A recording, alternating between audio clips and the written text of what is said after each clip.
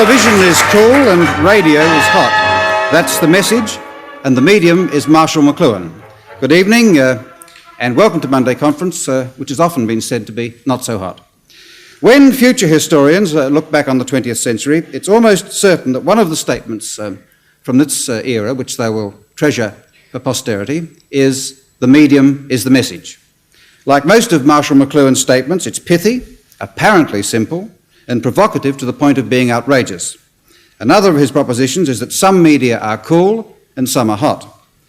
Marshall McLuhan studies the media as a way of understanding what it is that makes us live in the way we do, as a way of understanding society itself. He's concerned with all media, but he's best known for his work on the electronic media, particularly radio and television. He sees them as the extension of our central nervous system and argues that they're leading to an electrical retribalisation of the West. If there is a Mr. Electric of the 20th century, it's Marshall McLuhan. More formally, he's Professor of English in the University of Toronto, Canada, and Director of the Centre for Culture and Technology there. Among Professor McLuhan's books are The Mechanical Bride, War and Peace in the Global Village, and of course, Understanding Media, The Extensions of Man. Marshall McLuhan has been brought to Australia by the Sydney radio station 2SM to address a seminar on the commercial, broadcasting and music industries.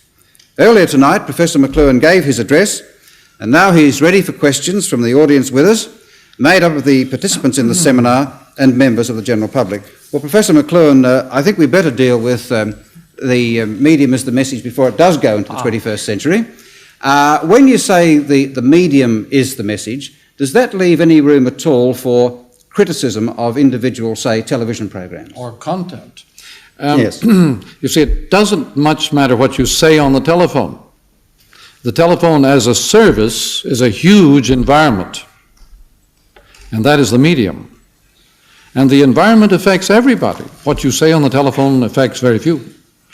And the same with radio or any other medium. What you print is nothing compared to the effect of the printed word. The printed word sets up a paradigm, a structure of awareness which affects everybody in very, very drastic ways, and it doesn't very much matter what you print as long as you go on with that form of activity. You've said that television promotes illiteracy. I'm wondering whether you think that's a bad thing. I don't think it promotes illiteracy. I think it creates another form of awareness. Literacy had very strange antecedents, very strange effects on people, and we're only beginning to notice what those effects were now that it tends to be pushed aside. The literacy as a form of awareness is a highly specialist and objective sort of thing. You can stand back, and the literate man can stand back objectively and look at situations. The TV person has no objectivity at all. But does television, say, promote illiteracy, or doesn't it? It tends to create a totally different kind of awareness, which is rather that of involvement. Literacy is objective. TV is subjective, totally involving. In fact, do people who watch a lot of television or listen to a lot of radio say, do they read more or read less? Or do you, I think radio people are far more literate than TV people. But,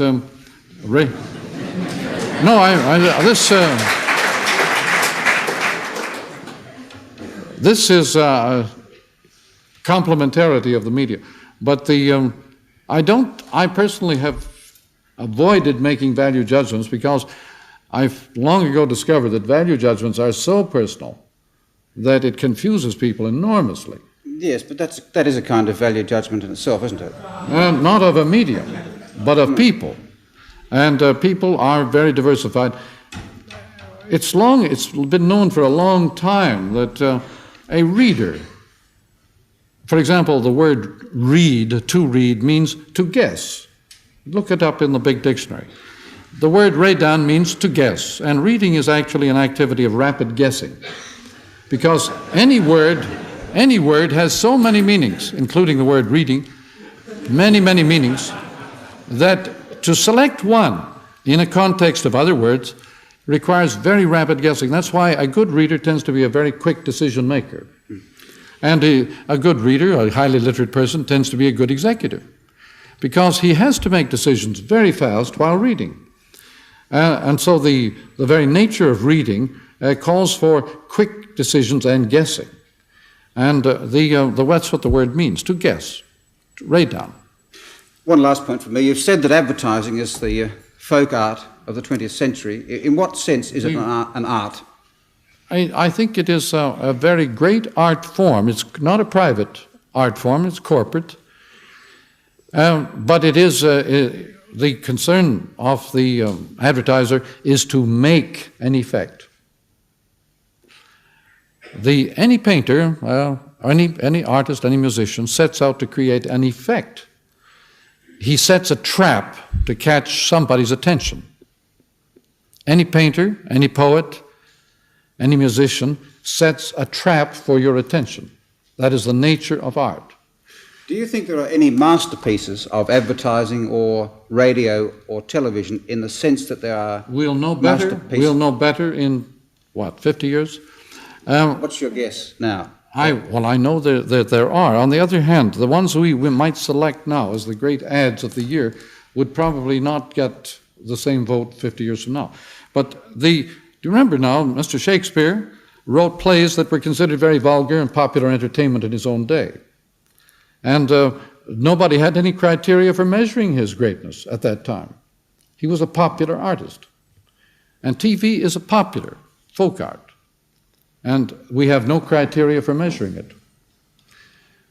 The measurements that we do use are just the results, bottom line. How many sales resulted from this particular ad? But that's box office. Thank you. Now, someone from the audience, please. Yes. If the medium is the message, and it doesn't matter what we say on TV, why are we all here tonight? And why am I asking this question? I didn't say it didn't matter what you asked on TV. I said that the effect of TV, the message of TV, is quite independent of the program. That is, there is a huge technology involved in TV which surrounds you physically. And the effect of that huge service environment on you personally is vast. The effect of the program is incidental.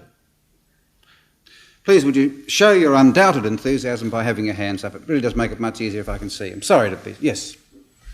Professor McLuhan, those of us who are McLuhan students know how clearly you define a problem for us. We also know that very often you point to an answer too. Earlier in your talk this evening, you spoke about the search for identity through violence.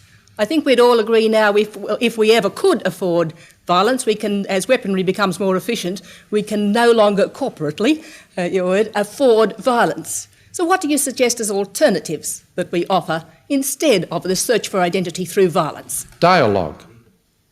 The alternative to violence is dialogue, which is a kind of encounter interface with other people and situations. But yes, we live in a world in which we have so much power. In the old days, you could pull a trigger on a revolver and hurt people. But today, when you trigger these vast media that we use, you are manipulating entire populations. And the kinds of violence that we can now exert collectively are such as to require the situation to cool, to write down, cool, cool, cool.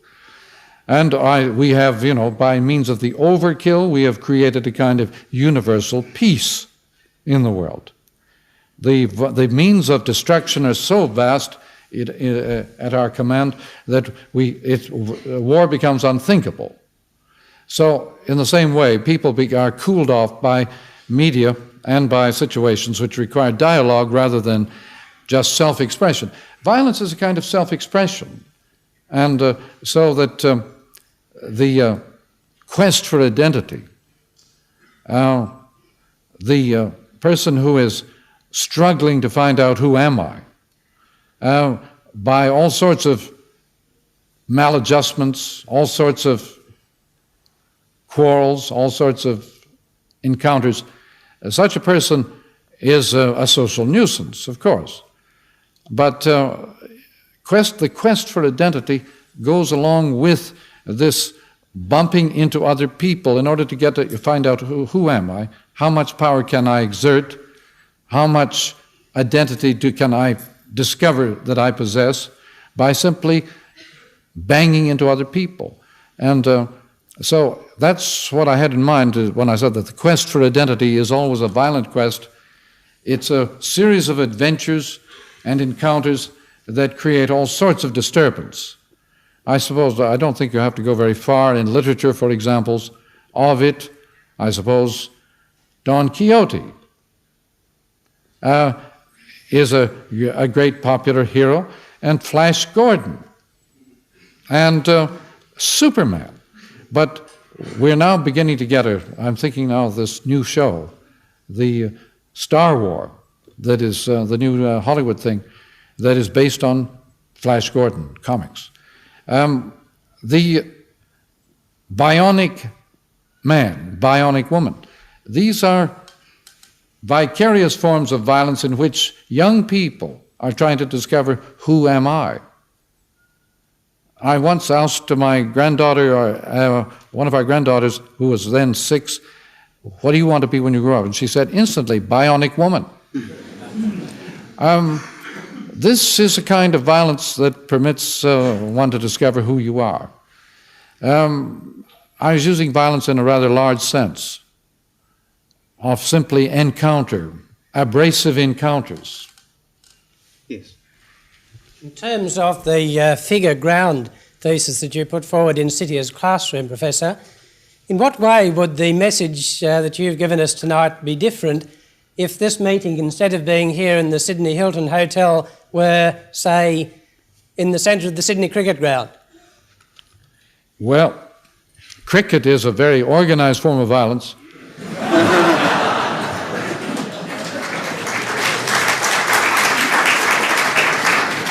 I would insist on studying the game of cricket as a manifestation of the controlled forms of violence in the community.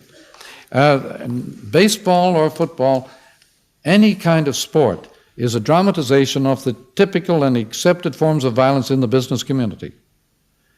And so you can learn an enormous amount about the business community by studying the rules and procedures in cricket or baseball or golf, as far as that goes.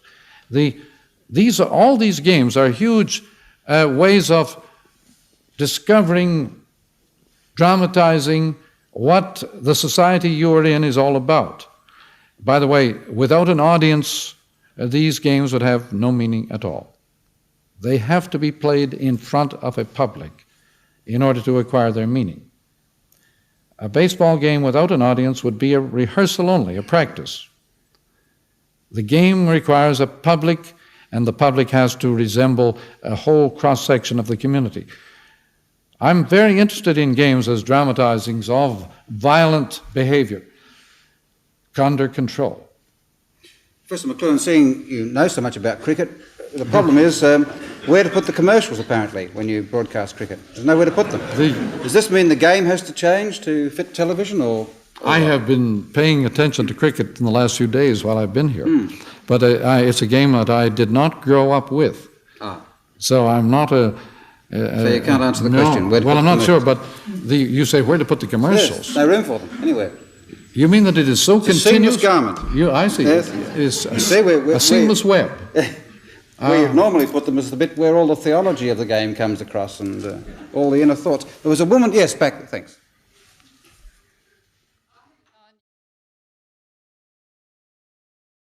Would the people right at the back please come to that centre microphone? In the meantime, over here, yes.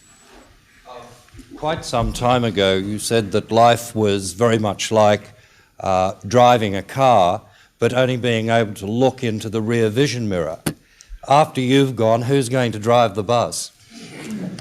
I made a strange discovery about the rearview mirror, having accused a lot of people of living in the rearview mirror and having meant by that that they were out of date, that they were 19th century minds. I then took another look into the rearview mirror on my own. I was not criticized. I did this on my own. And I discovered somewhat to my surprise, that when you look in the rearview mirror, you do not see what has gone past. You see what is coming. And the rearview mirror is the foreseeable future. It is not the past at all.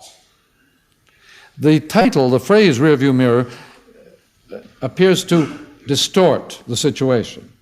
Most people think of it instinctively from the sound of the phrase, it must be the past. In terms of media, of course, the thing that is occupying the foreground in terms of the rearview mirror is nostalgia. Nostalgia is the name of the game in every part of our world today, including the program Roots. But nostalgia is not, well, it's a kind of rearview mirror if you like, but it's also the shape of things to come. When people have been stripped of their private identities, they develop huge nostalgia. And nostalgia for the jeans and Levi's of the young today are nostalgia for granddad's overalls. His work clothes have now become the latest costume. But this is a rather mysterious thing. The costumes worn by the young, the fashionable costumes, are really very old hat and nostalgic. And someone called it international motley. That the costumes worn by the young today are a kind of international motley or clown costume. And paradoxically, the clown is a person with a grievance. His role in medieval society was to be the voice of grievance. The clown's job was to tell the emperor or tell the royalty exactly what was wrong with the society. He often lost his head in the process. But the clown, the international motley of our time, the clown is trying to tell us his grievance. The beards and the hairdos and the costumes of the young are a manifestation of grievance and anger. You've heard about the streakers, a kind of manifestation of anger about the lack of jobs and goals in our world. In America, we call them passing fannies, but I understand it has a different meaning here. It's more restrictive, yes. Yes.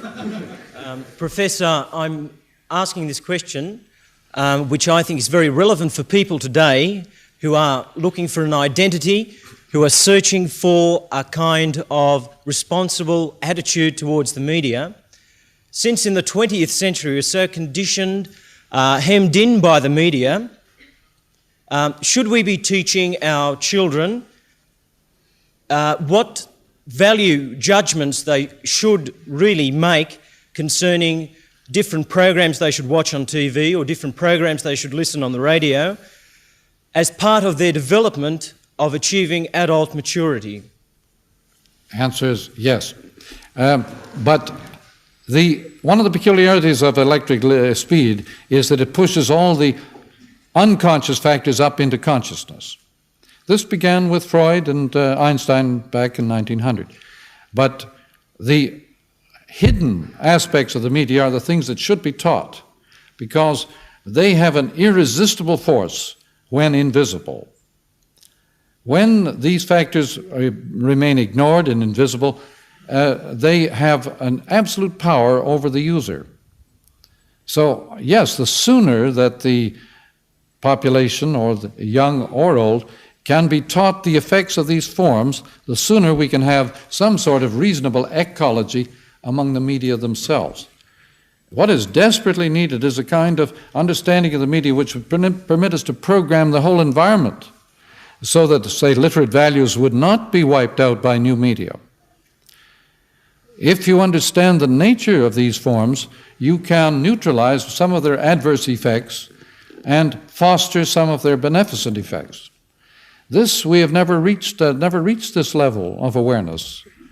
We can never reach that level of awareness. I have been working for that for a long time. You may be surprised to hear that the Finnegan's Wake of Mr. James Joyce is one of the top guides to the effects of media. The work is entirely devoted to that theme. And the thunders in Finnegan's Wake are statements of the effects of particular media. The last thunder in Finnegan's Wake on page 424 is television. And with all its effects, social consequences carefully dramatized. Finnegan's Wake is a drama, it's a play. And the actors in the play are the media themselves. Very few Joyceans know this. In the fourth row, yes. Professor McLuhan, up till now, while television may have dominated our minds and our lives, the actual box in the corner hasn't dominated our living room. But large screen television sets are being developed, screens, say, the size of a living room wall. Yeah. What effect do you think that will have? Will we tolerate giants watching us? It's I think, very important thing to keep in mind, very important question. I am not, personally, I haven't seen those big screens. They tend to have them out on the playgrounds or the playfields in America. They tend to have these great big screens for the game itself, so that you can watch the game on television while the game is in process. This is a kind of situation that I think it invites an enormous awareness of actual process to participate in the kind of replay of the thing while it is still ongoing. Participation in replay is a form of pattern recognition that is new in the media and has, I'd say, rather large consequences, mostly cognitive, mostly consequences that will affect our nature of our cognition and awareness, and I would think entirely in the direction of extreme self-awareness.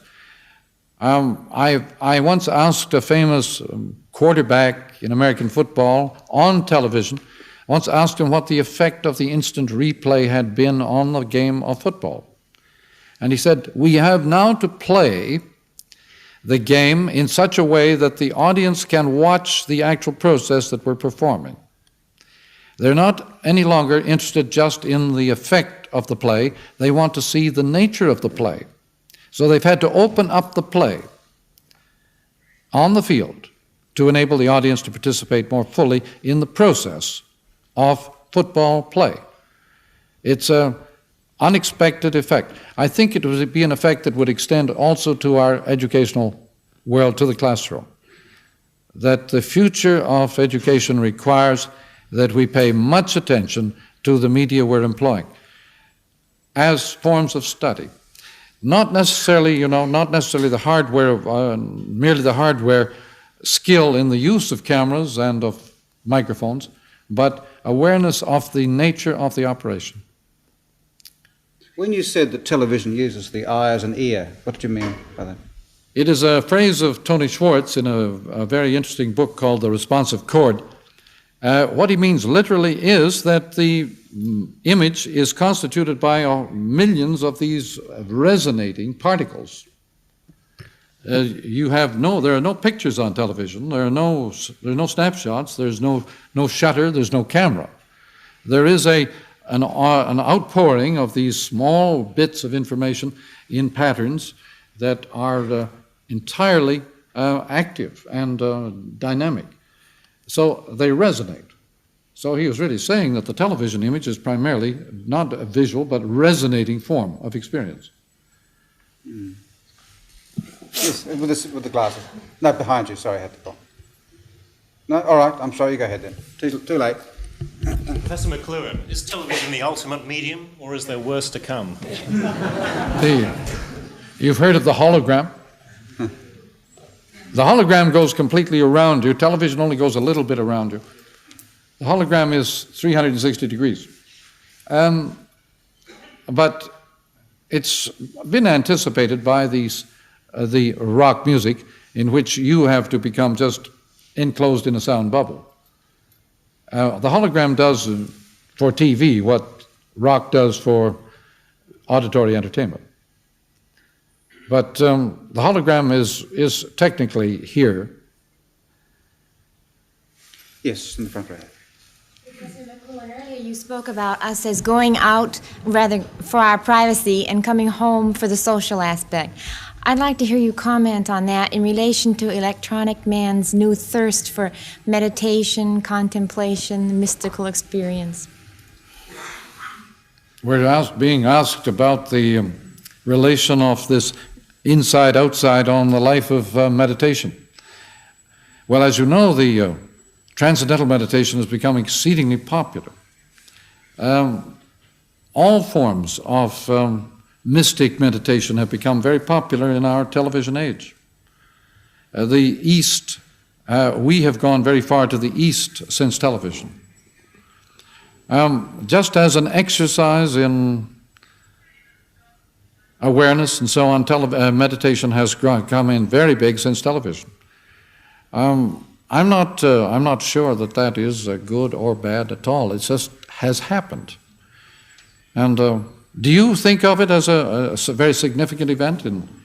I think of it as very significant, yes. It seems to me almost like a nostalgia for a return to that private self without going outdoors to find it. Mm-hmm. Return to an inner union with God, with yourself, which electronic man seems to need and is looking for in this way. Jane Austen, of all people, has quite a big comment on that inside-outside. She said that people go outside to be alone just to prove their inner resources, that they don't need people. We can make it alone. And that the Romantic movement was based upon this psychic development. Jane Austen has quite a bit to say about that, of all people. I was amazed to come across it in her work a few months ago.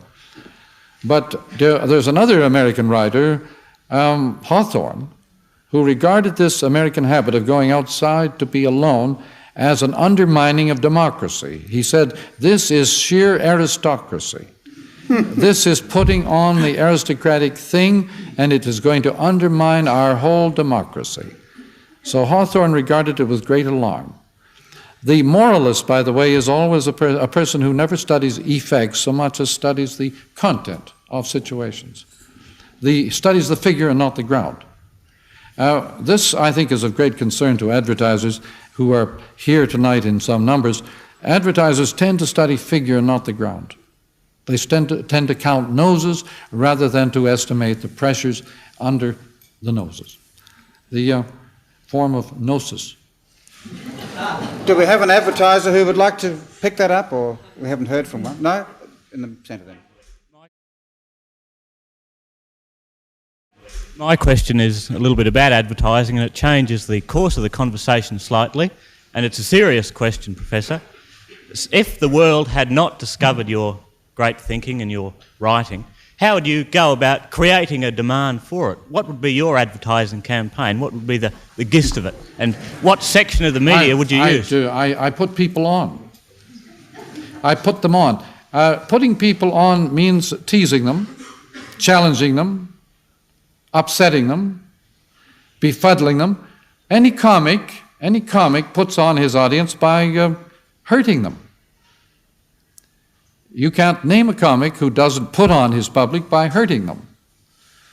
The technique of putting people on, in my case, consists simply in pointing to the things they have ignored, the things that concern them very nearly, but have been totally pushed aside as insignificant. A put on is a sort of situation that I study a good deal. Can advertisers use it to effect? Advertising is, to a large degree, put on, yes, and there has to be a certain comic element in good advertising. Comic is always the registration of a grievance. The funny man is the man with a grievance, whether it's W.C. Fields or Rabelais. What's the grievance of an advertiser? What kind of grievance would it be? Obviously, it could vary, but the grievance, of course, is you're not buying my product. And yes, I suppose, yeah. Very simple. See it in a new light. Yes, in the glasses this time.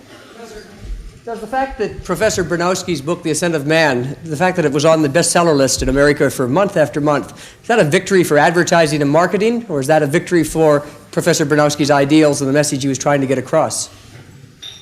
I didn't see his shows, and of course The Ascent of Man is a popular cliche, also very nostalgic, since that is not necessarily the way things are going. But no, I know that the bestseller is a mysterious thing that is mainly created. It's not a spontaneous thing. Publishers have methods for creating bestsellers at any time they have to. And it means investing a good deal of money in a book. Now, his program had many millions of dollars invested in it, quite apart from the book.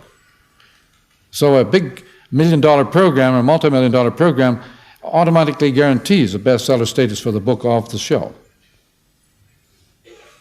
In the second row here, yeah. Professor, getting back to your rear-view mirror syndrome and your new definition of it tonight, shouldn't we, some of us, especially politicians, be looking in that same rear-view mirror to see what carnage is being left behind? Well, in the case of politics, it's not too difficult to see what's being left behind. Which parties are up and which are down. But one of the peculiar things about the effects of media on politics is that parties and policies become very unimportant, and the image of the politician takes on a tremendous new importance. This is television, at least. And radio politics are a completely different form. Radio politics are completely different message. But TV politics do not permit very much interest in the policy or the party. But the individual candidate must have charisma. Now, charisma means looking like a lot of other people. That is my technical analysis of that problem. Now, poor Mr. Richard Nixon looked only like Richard Nixon. He was sunk. He had no charisma at all. And to look like a lot of other people means acceptable people, interesting people. Jimmy Carter, looks like the all-American Southern boy, Huck Finn, in the White House. He's a big archetype. Whereas Jack Kennedy looked like the all-American boy of the more the Bostonian variety of the successful, pushy, and aggressive boy. Carter, the Southern boy, is not aggressive, whimsical, Huck Finn style. First time that a Deep South boy ever entered the American White House. So the Civil War is over. Did you see Richard Nixon's programs with David Frost? Yes, I did. I was amazed. I was going to ask you, how do you think Richard Nixon came out? I thought this is the first time in human history that a major actor in history played himself.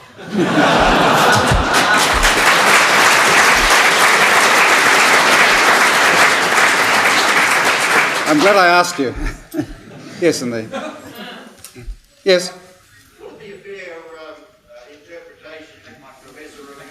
Comments about the power of the nature of the electric media, to say that it would be a waste of time for the regulatory authorities to concern themselves with the content of television and radio. If it's a wrong interpretation, what particular things do you think they ought to be thinking about controlling? I would hate to regulate the thoughts of any bureaucracy, but the tendency of any medium is to attract to itself types of content which are consistent with its limits. And so in the long run, it's just as people get the government they deserve, so the medium gets the content it deserves. And there has to be some sort of interplay, some sort of harmony between these things. And I would point to the fact that TV is primarily concerned with complex processes. And the kinds of content that best serve it are complicated processes. Radio is far more a package medium, far more concerned with the definite and wrapped up message and package. It's a hot medium. And whereas TV, with its cool or involving character, is much less able to cope with packages and much more concerned with processes.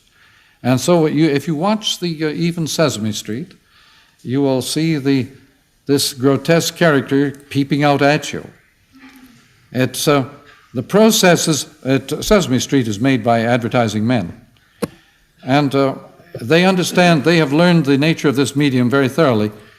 And it is very much a teddy bear, tactile, playful medium. And very dramatic one. Yes. I was disappointed that Professor McLuhan's address didn't confront more serious technological issues, nuclear energy in particular, and I'd like to ask him if he'd agree that nuclear energy represents mass suicide, the ultimate expression of the death wish, or more in line with his terminology, the last-ditch fight to the death of the left hemisphere world of the military-industrial complex. And he claims that the world is moving towards the sorry, look, we really can't hear very clearly. And secondly, do you think you could relate it a little bit more to the mainstream of what we've been talking about? Don't exclude it, but just... No, Professor, I can handle it. Professor McLuhan claims that the world... No, we've heard that. No, much. this is Get the second point, part of it. He please. claims the world is moving towards the software world of the brain's right hemisphere, but the other side now seems to have such an upper hand in terms of big money and media control that I'm curious to know how he thinks they're going to lose. Thank you. It's there are a whole bundle of questions there. But the main development in these electric media is the loss of private identity. Mass man means man as related to all other men simultaneously. So the nuclear world is a kind of rip-off as far as private identity and private values and goals are concerned. And just how that relates to the atom bomb and so on, it would take a little while to develop. But these forms have a kind of inner logic, an inner dynamic which can be traced and which can be discerned and patterned and recognized. Yes, right at the back. Father's person. That's right. Yes, you're right. Professor McLuhan, I'd like to ask you, do you think that media will always be commercially based? And if it will always be commercially based, do you see it getting any more responsible or otherwise? I appreciate the issues you raise, but the commercial sponsor of the media is naturally more sensitive to the audience than anybody. The commercial sponsor is going to demand a kind of rapport between his investment and the show, which will ensure a great deal of popularity and representativeness to the show. If you can think of a sponsor who ignores the audience, maybe the CBC in Canada. So that means a big bureaucratic organization which feels it's quite above the needs of the audience. And so it creates a great many unpopular shows.